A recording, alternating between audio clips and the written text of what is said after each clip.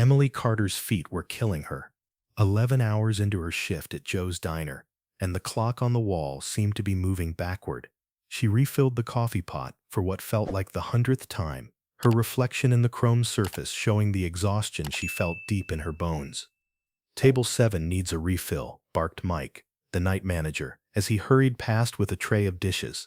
Emily nodded, grabbing the pot and heading toward the back corner booth. It was almost 11 p.m. on a Tuesday, and the diner was mostly empty except for a few regulars and 3 men in expensive suits who'd been nursing coffee for the past hour. Something about those men bothered her. They didn't fit the usual late-night crowd at Joe's Diner. This wasn't a place for $1,000 suits and Rolex watches. This was a place for truck drivers, night shift nurses, and college students cramming for exams. As she approached their booth with the coffee pot, she plastered on her professional smile. "More coffee, gentlemen." The man closest to her, mid-40s, sharp eyes, the kind of face you'd see in a corporate boardroom, barely glanced at her. "Sure, whatever." Emily poured, keeping her movements automatic, invisible. That was the thing about being a waitress. People talked around you like you were furniture, like you couldn't hear, couldn't think, couldn't matter. "So we're clear on the timeline," one of them said, his voice low but not quite low enough.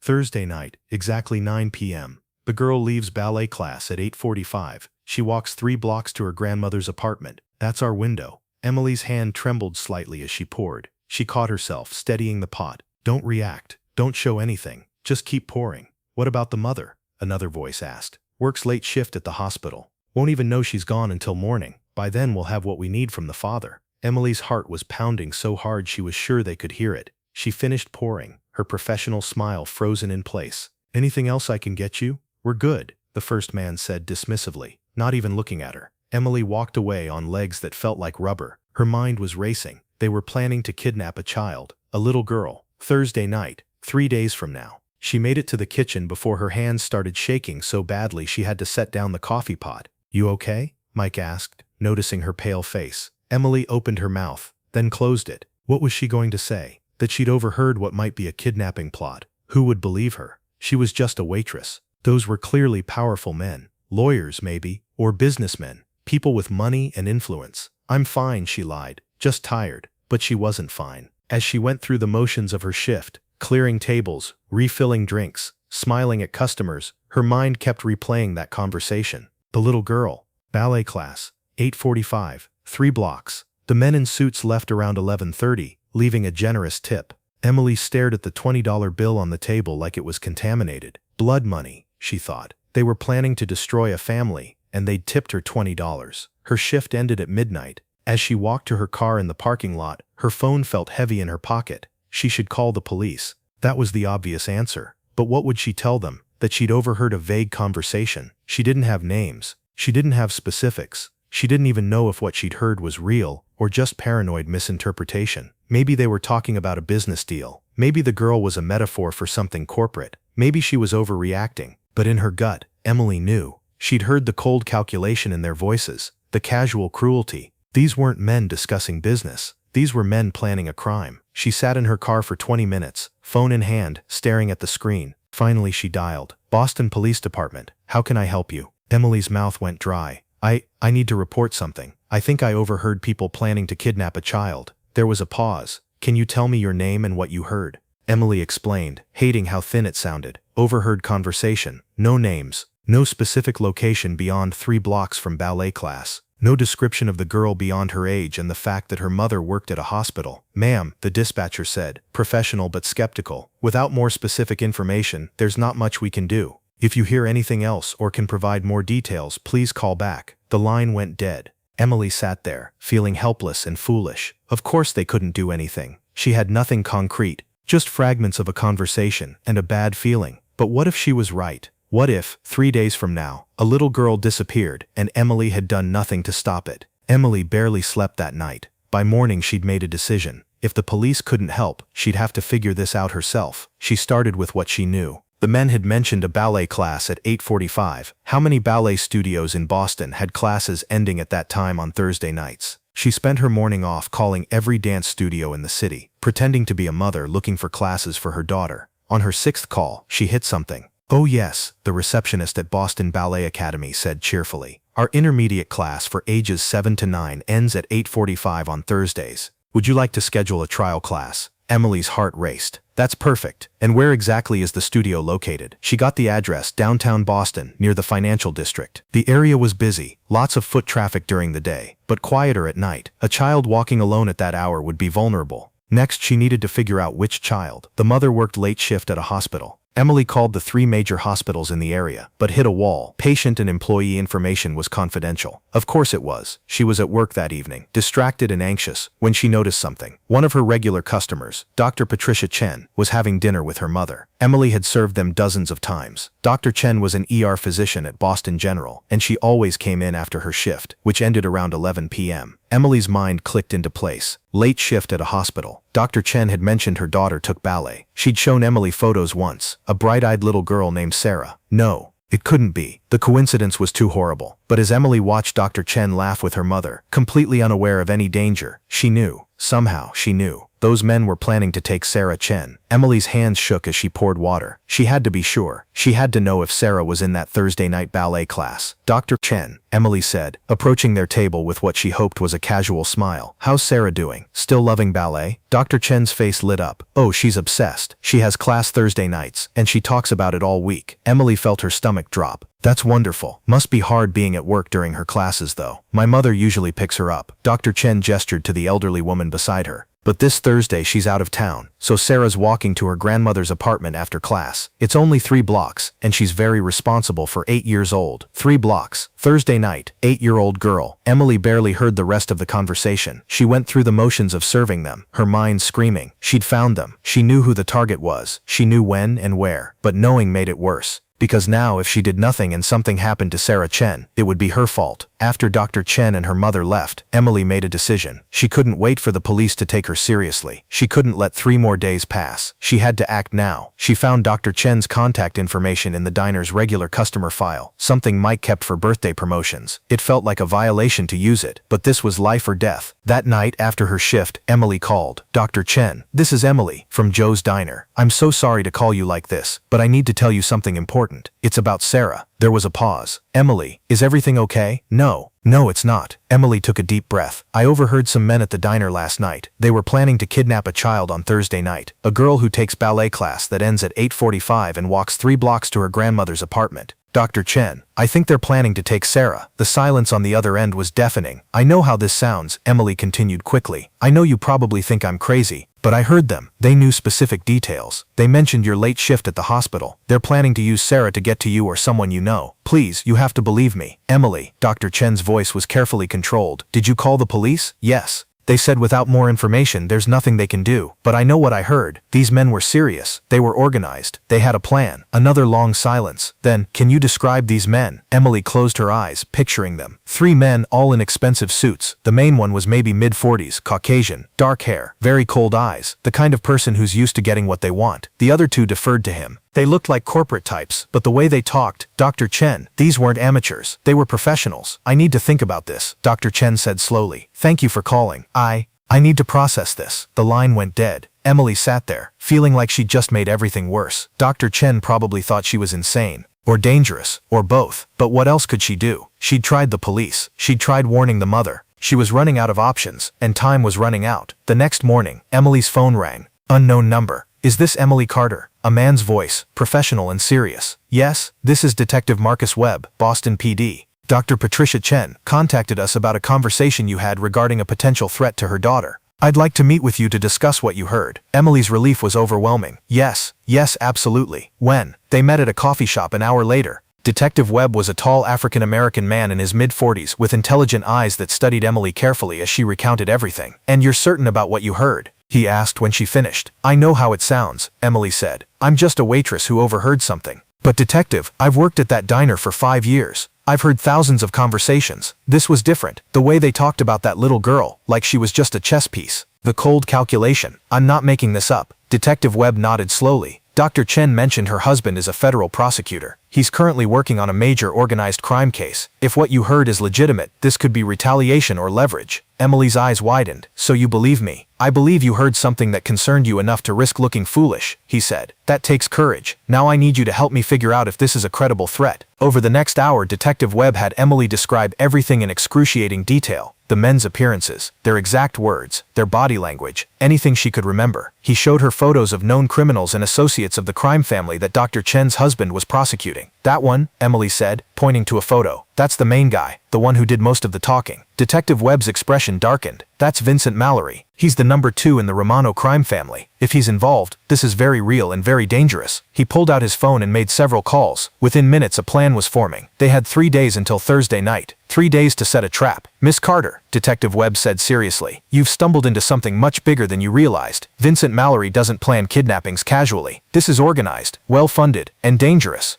I need to know, are you willing to help us? Because if you are, I have to warn you, there could be risks. Emily thought about Sarah Chen, 8 years old. Bright smile, dreams of being a ballerina, completely unaware that dangerous men were planning to use her as a pawn. What do you need me to do? The next 2 days were a blur of preparation. Detective Webb brought in a full task force. They put surveillance on the ballet studio. They identified the 3-block route Sarah would walk. They coordinated with federal prosecutors to understand the full scope of the Romano case. And they needed Emily. Because Vincent Mallory and his associates were professionals, they'd notice if the police presence suddenly increased around the ballet studio. They'd abort if they sensed a trap. We need someone on the inside, Detective Webb explained. Someone they won't notice because she's already part of the landscape. Someone who can be our eyes and ears without raising suspicion. Emily understood what he was asking. You want me to be at the diner Thursday night, to watch if they come back? They'll come back, Detective Webb said with certainty. Professionals always do final surveillance before an operation. They'll want to confirm the mother's working late, that the grandmother's out of town, that the target is vulnerable. They'll likely stop by the hospital or somewhere nearby. And Joe's Diner is right across from Boston General. He was right. Thursday evening at 7 p.m., the 3 men walked into Joe's Diner and sat in the same booth. Emily's heart hammered as she approached them with menus. Evening, gentlemen. Back again? Vincent Mallory glanced at her with no recognition. Why would he remember a waitress? She was invisible to men like him. Coffee, he said curtly. Emily poured, her hand steady despite the adrenaline coursing through her. The tiny wire Detective Webb had given her was hidden under her uniform collar, transmitting everything to the surveillance van parked down the street. Final confirmation, one of the men said quietly. Mother's shift started at 6. She'll be tied up in the ER until at least midnight. Grandmother's flight to Florida left this morning. The girl is completely exposed. Transportation ready? Mallory asked. Black SUV, untraceable plates. We grab her on the 2nd block between the streetlights. Whole thing takes 30 seconds. And then, we hold her for 48 hours. Just long enough for the prosecutor to get the message. Drop the case, or his daughter pays the price. Emily's blood ran cold. They were talking about Sarah like she was merchandise. Like her fear, her trauma. Her life didn't matter at all. She finished pouring and walked away, praying her expression hadn't revealed anything. We've got it. Detective Webb's voice came through her earpiece,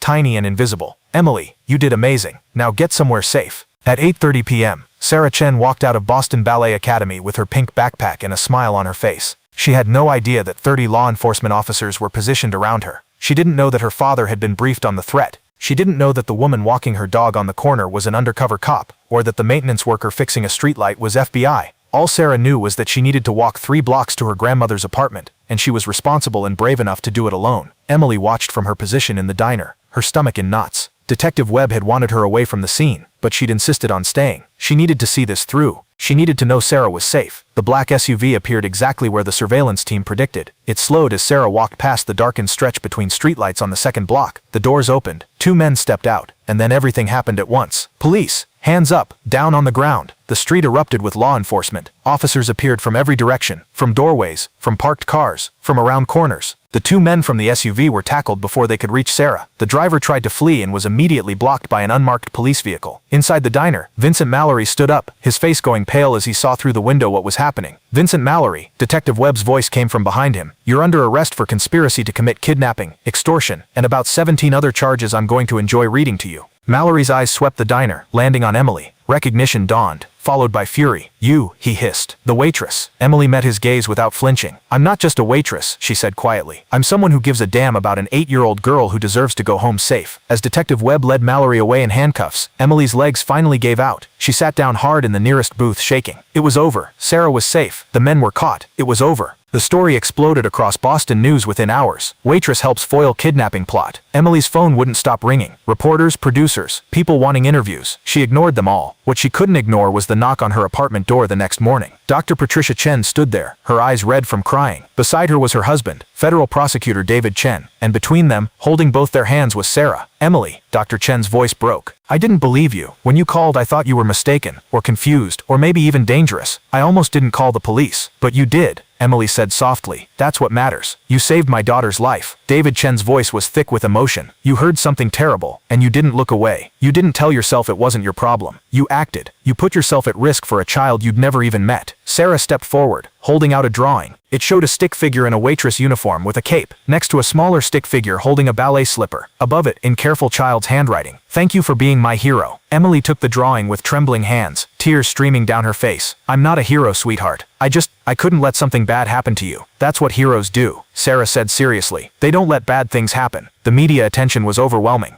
Emily did one interview, just one, with a local news station, hoping it would satisfy everyone, and they'd leave her alone. It had the opposite effect. Her story went viral. Ordinary waitress becomes extraordinary hero. Within days it had spread beyond Boston, beyond Massachusetts, to national news. People were calling her brave, inspiring, a role model. Emily just wanted to go back to her normal life, serving coffee and clearing tables at Joe's Diner, but normal was gone forever. The owner of Joe's Diner, overwhelmed by the sudden fame of his establishment, gave Emily a raise and promoted her to shift manager. Customers started coming specifically to meet the hero waitress. Some left enormous tips. One regular customer, a successful businesswoman, offered to pay for Emily to go back to college, something Emily had put on hold years ago due to financial struggles. Detective Webb visited her at the diner one evening, sliding into a booth with a tired smile. How are you holding up with all this attention? Emily laughed weakly. I just wanted to help a kid. I didn't expect all this. That's what makes you different, he said seriously. You didn't do it for recognition. You did it because it was right. That's rare, Emily. Rarer than you think. He pulled out a folder. I wanted you to know. Vincent Mallory and his associates are facing multiple federal charges. They're cooperating, which means the entire Romano crime family is being dismantled. Because of you, we're taking down one of the most dangerous organized crime operations in Boston. Emily stared at him. Because of one overheard conversation? Because you cared enough to listen and act. Most people hear things and tell themselves it's not their business. You made it your business. You made a difference. 2 weeks after the arrest, Emily received a call from an unknown California number. Miss Carter? This is Rebecca Williams from the National Center for Missing and Exploited Children. I've been following your story, and I'd like to discuss something with you. Emily's heart sank. More media attention. More interviews. I appreciate the interest, but I've already done several interviews, and I really just want to— This isn't about an interview, Rebecca interrupted gently. This is about a job offer. We're developing a new program called Community Awareness Initiative. We need someone who understands what it means to be an ordinary person who sees something wrong and takes action. Someone who can train service industry workers, waitresses, bartenders, hotel staff, anyone who sees and hears things others miss, to recognize warning signs and know how to report them. Emily sat down slowly. You want me to train people? I want you to start a movement, Rebecca said passionately. Emily, you have a gift. You noticed what everyone else missed. You acted when others would have rationalized it away. And most importantly, you understand that everyday people have the power to save lives. That's the message we need to spread. But I don't have any training. I'm not law enforcement. I'm not a social worker. I'm just a waitress who saved a child's life, Rebecca finished. That's exactly who we need. Will you at least think about it? Emily thought about it for 3 days. She talked to Dr. Chen, who encouraged her. She talked to Detective Webb, who told her she'd be amazing at it. She even talked to Sarah, who said you should teach other people to be heroes like you. On the 4th day, Emily called Rebecca back. I'll do it, but on one condition. I keep working at Joe's Diner at least 1 shift a week, because that's where this started. That's where I learned that ordinary moments can become extraordinary opportunities.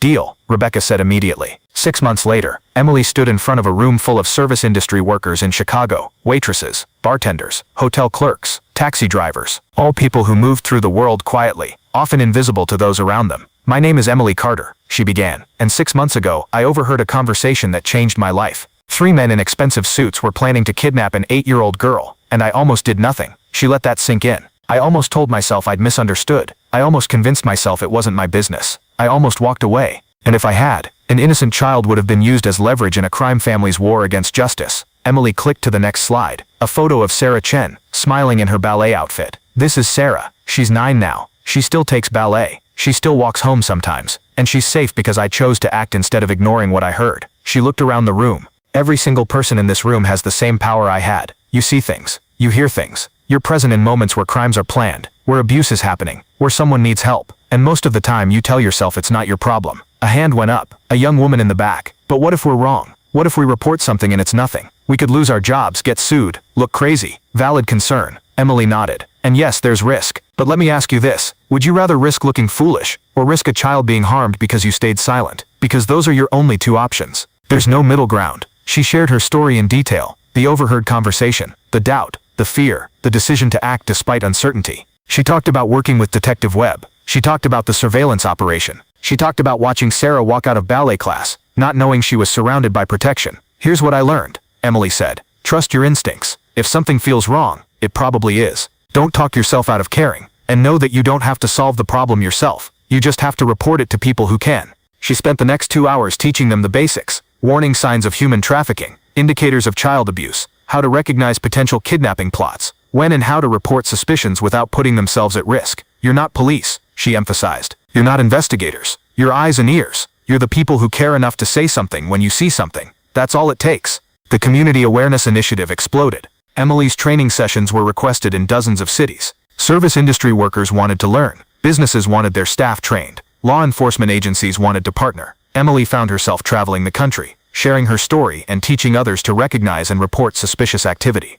And the results were stunning. A bartender in Miami noticed a man drugging a woman's drink and alerted security, preventing an assault. A hotel clerk in Seattle recognized signs of human trafficking and called police, leading to the rescue of 4 women. A taxi driver in New York overheard passengers planning a robbery and reported it, stopping the crime before it happened. Each story made headlines. Each story validated what Emily had been saying. Ordinary people have extraordinary power to make a difference, but the story that affected Emily most came from a small town in Oregon. A waitress named Jennifer had attended Emily's training session. 2 weeks later, she overheard customers discussing a plan to burn down a business for insurance fraud. Jennifer reported it. The fire was prevented. The fraudsters were arrested. I almost didn't say anything, Jennifer wrote to Emily. I told myself it wasn't my business. Then I remembered what you said, that staying silent when someone might get hurt isn't neutral. It's choosing the side of harm. So I spoke up, and I'm so glad I did. Emily pinned that letter to her office wall. It reminded her why this work mattered. 1 year after the kidnapping plot was foiled, Emily was invited to a special event at Boston Ballet Academy. She arrived not knowing what to expect, and found the studio decorated with balloons and a banner reading, Community Heroes Celebration. Sarah Chen ran up to her, now taller and more confident, still wearing her ballet outfit. "Miss Emily, you came?" "Of course I came, sweetheart. What's all this?" Dr. Patricia Chen approached with a warm smile. "We wanted to do something to celebrate the people who saved Sarah. You, Detective Webb, the officers who were there that night. We wanted Sarah to understand how many people cared about keeping her safe." The event was beautiful. Sarah and her ballet classmates performed a special routine they'd choreographed themselves, a story about ordinary people becoming heroes. Parents shared their gratitude. Detective Webb gave a speech about community vigilance. But the moment that broke Emily was when Sarah stepped forward with a microphone, her young voice clear and strong.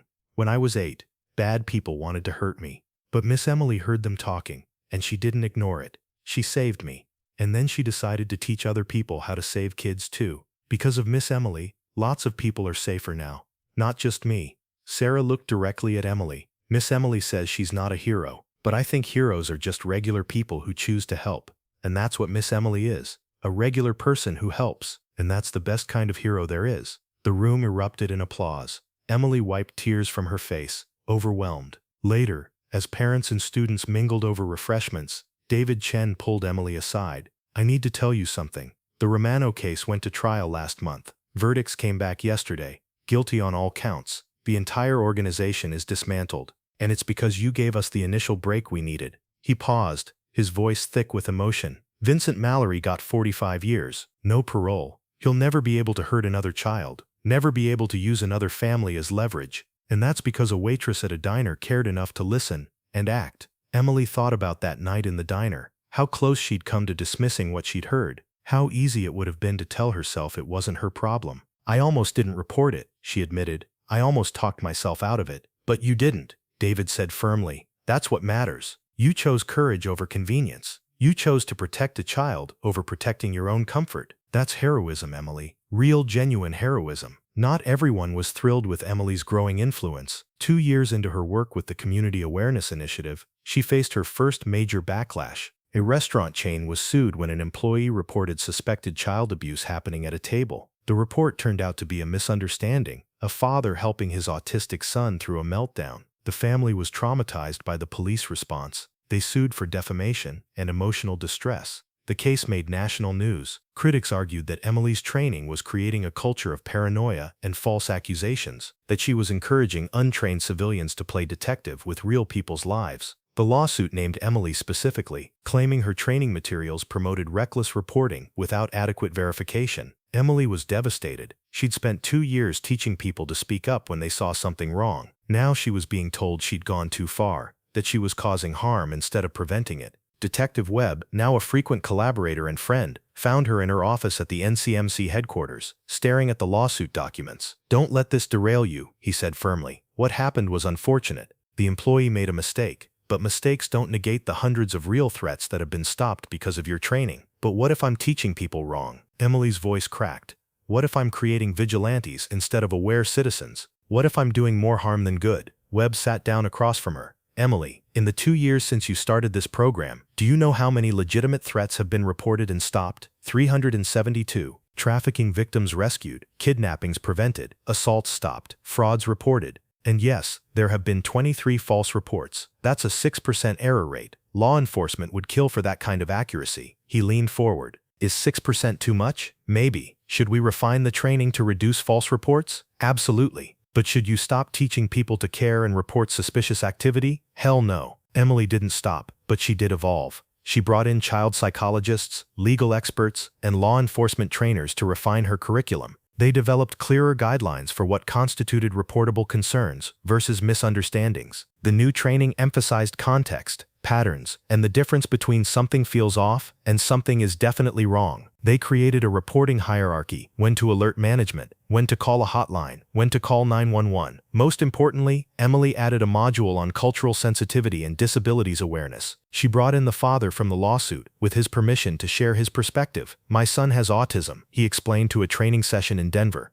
"When he has a meltdown in public, it can look scary to people who don't understand. The waitress who reported us thought she was helping. She wasn't malicious. She was trying to protect a child. I appreciate that intention, even though the result was traumatic for our family." He looked around the room. "What I wish she had done differently was assess the full context. My wife and I were both present, both calm, both clearly trying to help our son. We weren't hiding. We weren't threatening. If the waitress had approached us, even just to ask if we needed help, she would have understood the situation. Instead, she made assumptions and called police." Emily added his words to her training. "Reporting isn't just about seeing something suspicious. It's about gathering enough context to make an informed decision. Sometimes that means watching for a moment longer. Sometimes it means asking a careful question. And sometimes it means recognizing that not every difficult situation is a dangerous one." The lawsuit was eventually settled out of court, with the restaurant chain agreeing to enhance training and Emily's organization agreeing to add more safeguards to their curriculum. But the controversy had been painful and educational. 3 years after that night at Joe's Diner, Emily received a letter that would change her perspective again. It came from a prison in Massachusetts, from an inmate named Vincent Mallory. Emily stared at the envelope for a long time before opening it. What could he possibly have to say to her? The letter was surprisingly articulate. "Miss Carter, you don't know me, but I know you. You're the waitress who destroyed my life. I'm writing this not to threaten you or frighten you, but because my lawyer suggested it might help with my appeal if I show remorse. I don't know if I feel remorse. I know I should. I'm supposed to say I'm sorry for planning to kidnap that little girl, that I see now how wrong it was. But honestly, I'm just sorry I got caught. I'm sorry that you happened to overhear. I'm sorry that for once someone actually gave a damn about a stranger's kid. You want to know the saddest part? I have a daughter. She's 23 now. Haven't seen her in 15 years. She doesn't return my letters. And sitting in here I think about how I was willing to terrorize someone else's daughter for money and power. What does that make me? I look at photos of Sarah Chen in the news, this happy, healthy kid who gets to grow up with her family. And I think about my daughter, who grew up without me because I made similar choices. Different crimes, same selfishness. I don't expect forgiveness. I don't deserve it. But I wanted you to know something. You did more than save one girl.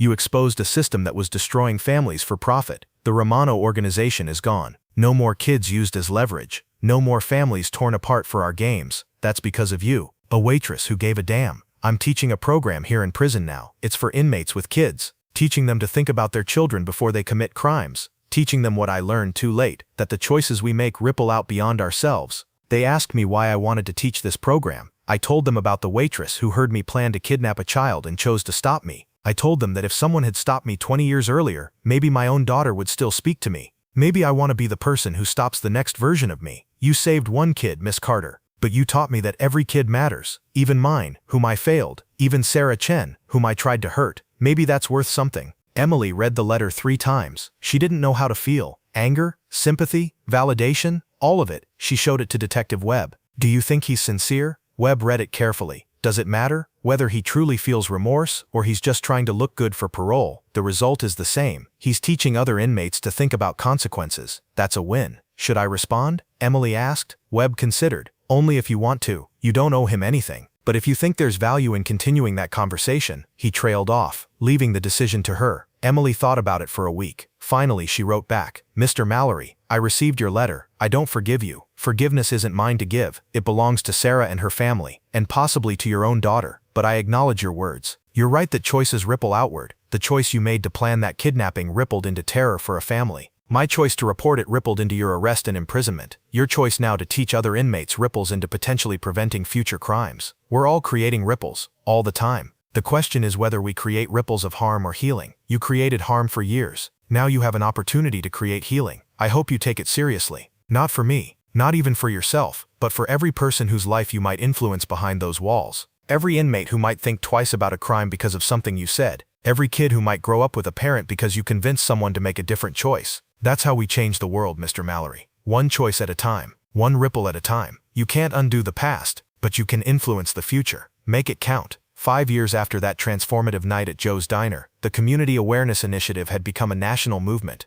Emily's organization had trained over 50,000 service industry workers across all 50 states. Their reporting led to over 2,000 interventions, trafficking victims rescued, kidnappings prevented, abuse stopped, crimes reported. But Emily never forgot where it started. She still worked 1 shift a week at Joe's Diner in Boston, still poured coffee, still cleared tables, still listened. You don't have to do this anymore, Mike, her old manager, said one evening. You're famous now. You run a national organization. You could be anywhere, doing anything. Emily smiled, refilling coffee for a regular customer. This is where I learned to pay attention. This is where I learned that ordinary moments matter. I can't forget that. That evening, as she was taking an order, she noticed something. A young woman at a corner table kept glancing nervously at the man across from her. The man was charming, attentive, but something felt off. The woman's body language screamed discomfort, even as she smiled. Emily approached casually. Can I get you anything else? We're fine, the man said quickly. Emily looked at the woman. Miss, the restroom is just down that hall if you need it. The woman's eyes met Emily's, and Emily saw it. Fear masked as politeness, a silent plea. Emily nodded almost imperceptibly, then walked away.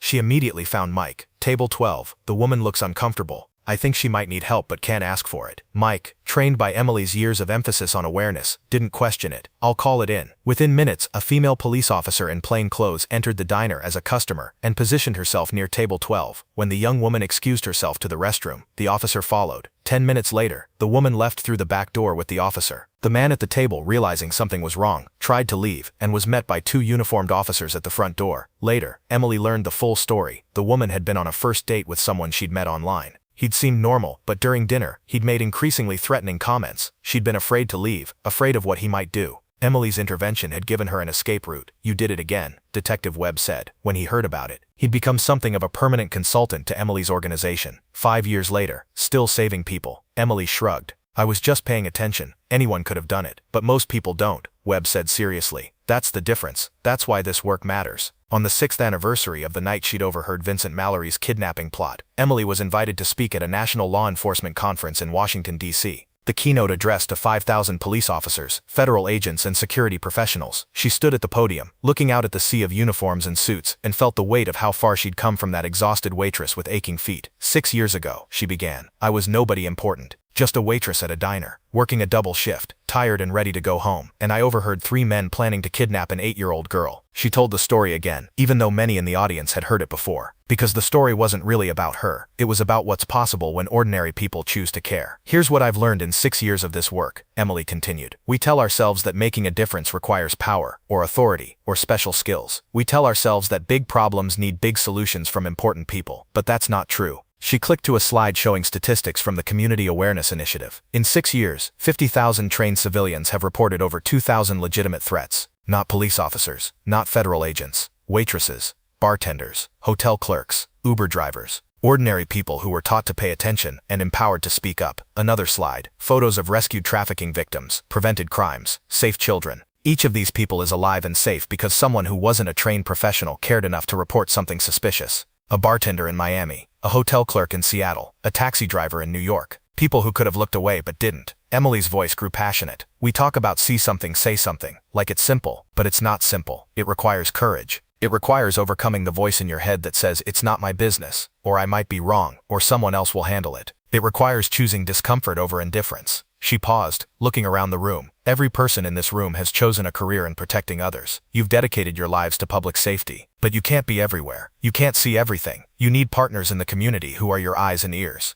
People who care enough to pay attention and report what they see. Emily clicked to her final slide. A photo of Sarah Chen at age 14, healthy and thriving, wearing her ballet outfit. This is Sarah, the girl who would have been kidnapped if I'd looked away. She's 14 now. She wants to be a prosecutor like her father. She volunteers teaching younger kids at the ballet academy. She's growing up safe because I chose to care about a stranger's child. Her voice broke slightly. But here's the thing, Sarah isn't special because I saved her. Every child is a Sarah. Every potential victim matters just as much. And every single one of us has the power to be the person who pays attention, who speaks up, who refuses to look away. The room was absolutely silent. So here's my challenge to you, Emily concluded. Go back to your communities and empower the ordinary people around you. Train the service workers. Educate the civilians. Give them the tools and confidence to be your partners in public safety. Because the waitress who saved Sarah Chen, she was never special. She just gave a damn. And if we can create a culture where everyone gives a damn, imagine what we could accomplish. The standing ovation lasted 5 minutes. After the conference, Emily found herself in the hotel bar, exhausted but satisfied. A woman approached her table hesitantly. Miss Carter, I'm sorry to bother you. My name is Jennifer Morrison. Emily smiled. Morrison? Any relation to Judge Robert Morrison? The woman looked surprised. He was my grandfather. He passed away 2 years ago. But he talked about you before he died, about a waitress in Boston who inspired a whole movement. I didn't realize you were that person until I saw your keynote today. Emily's heart clenched. I'm so sorry for your loss. Your grandfather sounds like he was an amazing person. He was, Jennifer said, her eyes misty.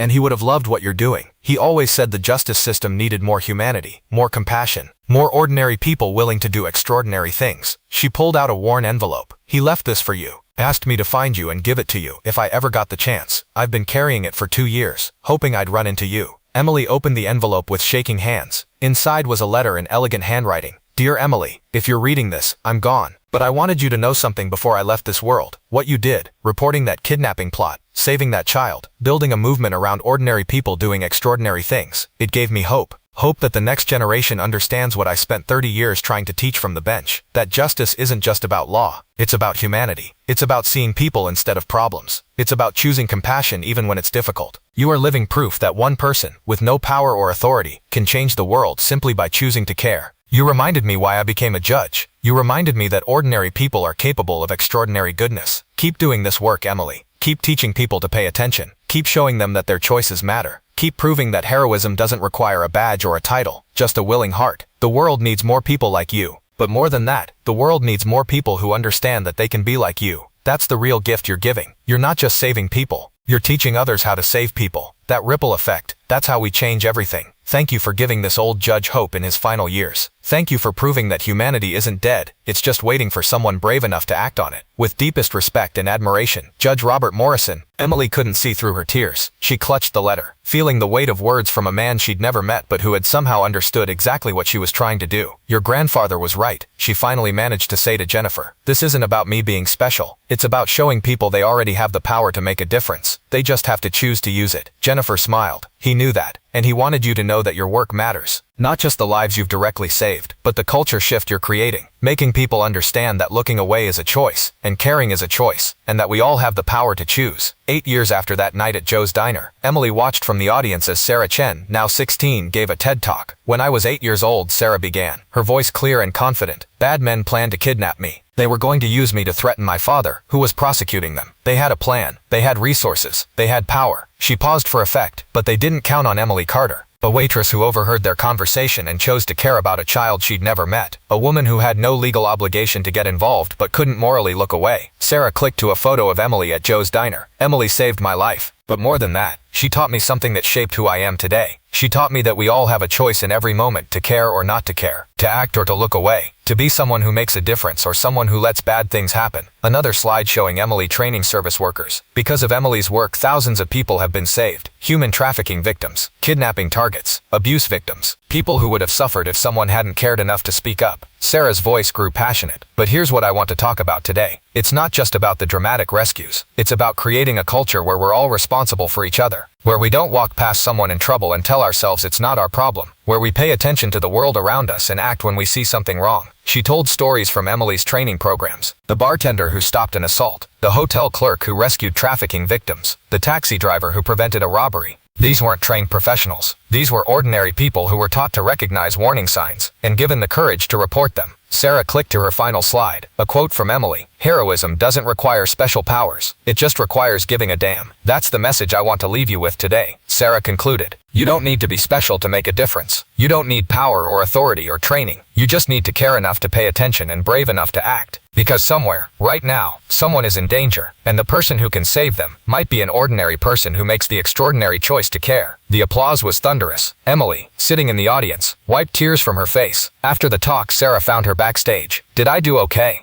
Emily pulled her into a hug. You were perfect, absolutely perfect. I meant everything I said, Sarah said seriously. You didn't just save my life that night. You showed me how to live it, how to pay attention, how to care about strangers, how to make choices that matter. She pulled back, looking at Emily intently. I've decided what I want to study in college. Not law like my dad, not medicine like my mom. Social work. I want to help people like you help people. I want to teach communities to care for each other. Emily felt her heart swell. Sarah, that's wonderful. The world needs more people who care. The world needs more people like you, Sarah corrected. But since there's only one you, I guess the rest of us have to step up. But Emily's work wasn't without ongoing challenges. 9 years after starting the Community Awareness Initiative, she faced her biggest crisis yet. A major news investigation revealed that 3 separate incidents in the past year involved people who had attended Emily's training making reports that led to wrongful arrests. In one case, a man spent 2 weeks in jail before being cleared. In another, a woman lost custody of her children temporarily due to a false abuse report. In the third, a business owner's reputation was destroyed by unfounded trafficking accusations. The backlash was immediate and fierce. Critics argued that Emily's program was creating vigilantes and encouraging false accusations. Lawsuits were filed. Funding was threatened. Several major partners pulled their support. Emily sat in her office, surrounded by legal documents and hate mail, feeling like her entire world was collapsing.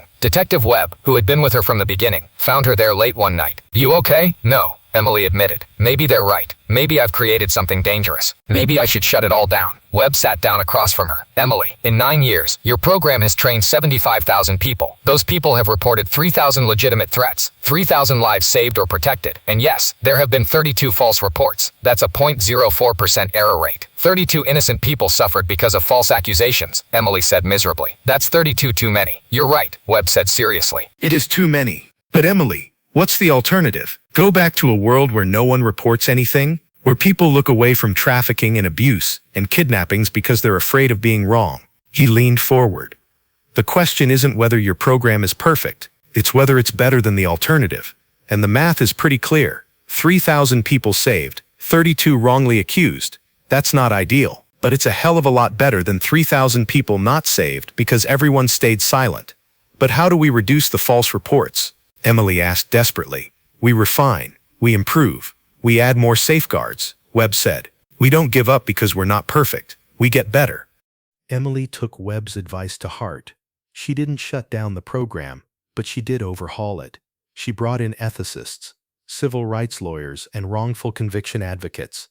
Together they developed enhanced protocols, more emphasis on gathering complete context before reporting, clear guidelines on what constitutes reportable versus questionable behavior, a consultation hotline where trained professionals could help assess situation, better education on implicit bias and how it affects perception, accountability measures for people who made reckless or biased reports, support systems for people wrongly accused due to program reports. Emily also did something unprecedented. She reached out to the 3 people who had been wrongly accused and invited them to help shape the new protocols. One of them, Marcus Johnson, had spent 2 weeks in jail after a hotel clerk reported him for suspicious behavior with a child who was actually his daughter. He was understandably angry. Miss Carter, he said at their first meeting, do you have any idea what it's like to be arrested in front of your child? To have her screaming for you while police put you in handcuffs? To sit in a cell for 2 weeks while your name is dragged through the mud? No, Emily said quietly. I don't. And I'm sorry that someone who attended my training made a racist assumption about you and your daughter. I'm sorry that my program contributed to your trauma. Marcus stared at her, seemingly surprised by the direct apology. I can't undo what happened to you, Emily continued, but I can ask for your help making sure it doesn't happen to anyone else. Will you help me fix this? It took time, but Marcus eventually agreed. His perspective was invaluable in reshaping the training to address implicit bias and the danger of making assumptions based on race, culture, or appearance. The hotel clerk saw a black man with a mixed-race child who was upset, Marcus explained to a training session months later. And instead of considering innocent explanations like a father dealing with a tired, cranky kid, she immediately jumped to trafficking. That's not vigilance, that's bias. He looked around the room. If you're going to report suspicious behavior, you have to ask yourself, would I think this was suspicious if the person was white? If the answer is no, you need to check your assumptions. Emily incorporated his teachings into every training session. The false report rate dropped by 60% within a year. 10 years after that night at Joe's Diner, Emily was invited to the White House to receive the Presidential Citizens Medal for her work with the Community Awareness Initiative. She stood in the East Room, surrounded by other honorees, feeling surreal. From exhausted waitress to presidential medal recipient, how had this become her life? The president approached her after the ceremony. Miss Carter, I want you to know that your work has influenced policy at the highest levels. The Department of Justice has adopted your training model for community policing initiatives nationwide. You've fundamentally changed how we think about public safety. Emily felt overwhelmed. Mr. President, I just wanted to help one kid. I never imagined. That's how all great movements start, he smiled. One person who can't stand by and do nothing. One person who chooses to care when it's easier not to. You've shown an entire nation that ordinary people have extraordinary power to protect each other. Later at the reception, Emily found herself talking with Sarah Chen, now 18 and about to start college. Can you believe this? Sarah laughed. The waitress and the kid she saved, at the White House together. It feels like a dream, Emily admitted. Sarah grew serious. Emily, I want you to know something. You didn't just save my life that night. You gave me a template for how to live it. Every choice I've made since then has been guided by what you taught me. That we're all responsible for each other.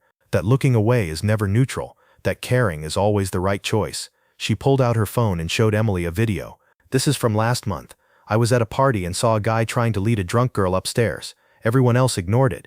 But I thought about you, about what you would do. So I intervened. I got the girl away from him, made sure she got home safely. Nothing dramatic, nothing that made the news, just caring when it mattered. Emily watched the video, tears in her eyes. Sarah, that's exactly it. That's the whole point. Not every intervention is dramatic. Sometimes it's just noticing, and caring, and doing the small thing that prevents the big tragedy. I learned that from you, Sarah said simply. In the 11th year of the Community Awareness Initiative, Emily started a mentorship program. She began identifying young people who showed aptitude for this work, individuals like Sarah, who understood that caring was a choice and a responsibility. One of her first mentees was Tyler Martinez, a 19-year-old former gang member from Los Angeles who had been saved by a bartender who reported his trafficking situation to authorities. Tyler had transformed his life and wanted to help others do the same. Miss Emily, he said at their first meeting, I was that kid nobody cared about. Foster system, gang life, being trafficked by people who pretended to care. And then one day, a bartender who barely knew me made a phone call that changed everything. His voice was intense. That bartender wasn't a social worker, wasn't a cop, just someone who gave enough of a damn to speak up. And now I'm here, I'm free, I'm alive, I want to be that person for someone else. Emily worked with Tyler to develop youth-focused training materials. They created programs for schools, teaching teenagers to recognize exploitation and abuse among their peers. They developed peer reporting systems that felt less like snitching and more like caring. The results were stunning. In the first year, the youth program led to 43 reports of trafficking, abuse, or exploitation among minors. 43 kids got help because their peers cared enough to speak up. This is your legacy, Detective Webb told Emily. Not just the lives you've directly saved, but the movement you've created. People caring for people, strangers protecting strangers, community becoming real instead of just a word. 12 years after that transformative night, Emily found herself back at Joe's Diner, working her weekly shift. Some things never changed, but everything had changed. The diner had become something of a pilgrimage site. People came from across the country to eat at the booth where it happened, the corner table where Vincent Mallory had planned a kidnapping and Emily had overheard. Mike had put a small plaque on the wall. In this diner, an ordinary person made an extraordinary choice. May we all be so brave. As Emily poured coffee and took orders, she thought about the journey. From terrified waitress unsure whether to report what she'd heard, to national figure teaching others to do the same. She thought about Sarah, now thriving in college and planning a career in social work. About the 3,000 people whose lives had been saved by reports from trained civilians. About the 75,000 service workers who had learned to pay attention and care. She thought about Judge Morrison's letter, about Vincent Mallory's prison program, about Marcus Johnson helping fix the bias problems in her training. She thought about all the ripples, endless ripples spreading out from one choice made one Tuesday night 12 years ago. A customer at table 7 raised his hand for a refill. As Emily approached with the coffee pot, she noticed something. He was nervous, glancing at his phone repeatedly. At the next table, a young woman sat alone, also watching her phone with an anxious expression. Emily's instincts tingled. She watched for a moment longer. The man sent a text. The woman's phone buzzed. She looked at it, then stood up to leave, but her body language showed fear, not relief. Emily followed the woman toward the door. "Miss, are you okay?" The woman turned, and Emily saw it, desperation masked as politeness. "I'm fine." "You don't look fine," Emily said gently. "Is someone making you uncomfortable?" The woman's eyes filled with tears. "I met him online. He seemed nice, but now he's threatening me, saying he knows where I live, that he'll hurt me if I don't." She couldn't finish. Emily looked back at the man, who was now watching them intently. She made a decision. "Come with me," she said, leading the woman to the kitchen. "Mike, call the police. We have a situation." 20 minutes later, the police had arrested the man, who turned out to have warrants for stalking and assault. The woman was safe. As the police car drove away, Mike looked at Emily with something like awe. 12 years later, you're still doing it, still saving people." Emily shrugged, but she was smiling. "I'm still paying attention, still caring. That's all it takes, Mike. That's all it's ever taken." That night, as Emily locked up the diner, she stood for a moment in the parking lot where her car had been 12 years ago, where she'd sat with her phone, debating whether to call the police about what she'd overheard. She thought about how close she'd come to talking herself out of it, how easy it would have been to convince herself it wasn't her business, that she'd misunderstood, that someone else would handle it. And she thought about what would have happened if she'd made that choice. Sarah would have been kidnapped, a family would have been destroyed, Vincent Mallory would still be operating, the Community Awareness Initiative wouldn't exist, thousands of people who had been saved would instead be victims, all because one tired waitress had made one choice to care about a stranger's child. Emily pulled out her phone and recorded a video, something she did occasionally for her social media followers. "It's been 12 years since the night that changed my life. 12 years since I overheard a kidnapping plot and chose to report it. People ask me all the time, how did you know it was real? How did you find the courage to speak up? How did you know you weren't making a mistake?" The truth is, I didn't know. I was scared I was wrong, scared I'd look foolish, scared of getting involved in something dangerous. But I was more scared of what would happen if I did nothing, and a child got hurt. That's the choice we all face, every single day. Not dramatic choices about kidnapping plots, most of us will never face that, but small choices about whether to care, whether to pay attention, whether to speak up when something seems wrong. A woman being harassed at a bar, a child who seems afraid of the adult they're with, a coworker with unexplained bruises, a neighbor whose situation doesn't add up. These are the moments when we choose who we are. Do we tell ourselves it's not our business? Do we convince ourselves we're probably wrong? Do we decide that someone else will handle it? Or do we choose to care, to pay attention, to act? 12 years ago, I made a choice that seemed impossibly hard at the time. Now looking back, I can't imagine making any other choice. Because on one side of that decision was convenience and comfort. On the other side was a child's life. That's always the equation. Your comfort versus someone's safety. Your convenience versus someone's life. Your peace of mind versus doing what's right. I'm not special. I'm not a hero. I'm just someone who couldn't live with herself if she'd stayed silent and something terrible had happened. And that's all any of us need to be. So here's my challenge to you. Pay attention. Care about strangers. Trust your instincts when something feels wrong. And most importantly, choose courage over comfort when it matters. Because somewhere, right now, someone is in danger. And the person who can save them might be you. An ordinary person who makes the extraordinary choice to care. Don't be the person who wishes they'd spoken up. Be the person who did. Emily posted the video and got in her car. As she drove home through the Boston streets, she passed by the Boston Ballet Academy, where Sarah had walked safely for years because Emily had chosen to care. She passed by the police station where Detective Webb still worked. She passed by the hospital where Dr. Chen still saved lives. All of it connected. All of it rippling out from one choice made one Tuesday night. And somewhere in the city, someone else was making a choice. To speak up or stay silent. To care or look away. To be the person who makes a difference or the person who lets tragedy happen. Emily hoped they chose courage. She hoped they chose to care. because that's how the world changes. Not through grand gestures or powerful people making sweeping decisions, but through ordinary people making extraordinary choices to give a damn about each other. One choice, one moment, one person at a time. That was the real lesson of that night 12 years ago. That was the legacy Emily had built. That was the message she would spend the rest of her life sharing. You have the power to change the world. You just have to care enough to use it. And sometimes, the wrong turn leads you exactly where you need to be. This story is dedicated to everyone who has ever chosen to speak up when staying silent would have been easier. Your courage changes the world. Thank you very much for listening. Please let us know what you think of this story in the comments. Don't forget to like the video and subscribe to the channel. Turn on notifications so you don't miss any other videos.